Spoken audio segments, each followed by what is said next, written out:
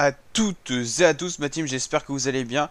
Aujourd'hui pour cette nouvelle vidéo, on se retrouve pour la présentation complète de la 15e étape de la Vuelta 2020, le Tour d'Espagne 2020, qui tout simplement arrive dans fin de troisième semaine.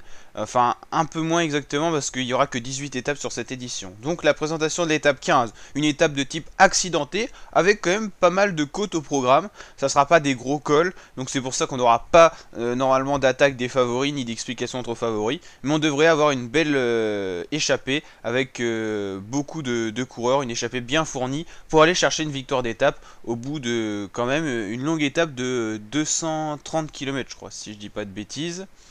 230,8 km, donc ça fait quand même une grosse étape. On appelle souvent ça des étapes de transition pour un petit peu bouger dans le pays, pour aller chercher pourquoi pas la montagne pour samedi, mais aussi une étape de pleine demain pour les sprinters. Les favoris à 3 étoiles, il y a Victor Lafay, et à 2 étoiles, Omar Fraile, Gino Mader, Michael Woods ou encore Bruno Amirail. Ce sont des baroudeurs, des coureurs qui aimeront se glisser dans une échappée. Donc c'est pour ça qu'ils sont mis favoris ici. Donc une étape qui reliera Mos à Puebla del Sanabria. Une belle étape assez longue. Et il y aura je pense de l'animation, que ce soit pour la victoire d'étape ou encore même peut-être pour aller chercher quelques points pour la montagne. Mais Guillaume Martin, je vous rappelle, est quand même bien en tête. On va justement faire un petit bilan au niveau des classements pour aller voir le général. Ça n'a pas bougé hier, hein. On retrouve un peu la même configuration, à part David Gaudu quand même qui est remonté à la 11e place. Ça a un petit peu bougé là-dessus, mais sinon rien à signaler. Il y a encore combien de coureurs? On va regarder sur la route. 148, ça a quand même bien diminué. Alors l'étape d'hier, c'est Tim Wellens qui l'a remporté.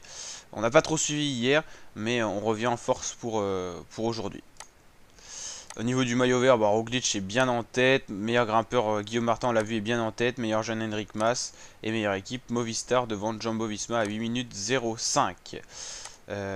Donc ça a bougé au niveau des Jumbo Visma. Il y a dû avoir un abandon parce qu'au niveau du classement par équipe, ça a pris quand même un peu de temps. Je sais pas ce qui s'est passé. Il y a dû avoir quelque chose que j'ai pas suivi. Est-ce qu'on peut voir à un moment les abandons de la Vuelta? Il y a dû en avoir un abandon dans le top 10. Hein. Il y a eu quelque chose là. Alors, étape 14.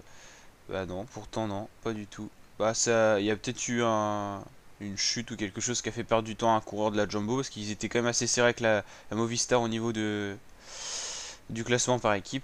Et puis Gaudu est passé 11ème. Donc si vous savez pourquoi Gaudu est passé 11ème et remonté au général, n'hésitez pas à me le dire en commentaire. Je vous dis donc à très bientôt pour de nouvelles vidéos. J'espère que vous avez apprécié cette présentation avec un petit peu de bilan pour le classement. Et je vous dis à très bientôt pour de nouvelles vidéos. Je vous rappelle qu'on suit cette Vuelta en intégralité sur ma chaîne YouTube. Allez, ciao mes fratés.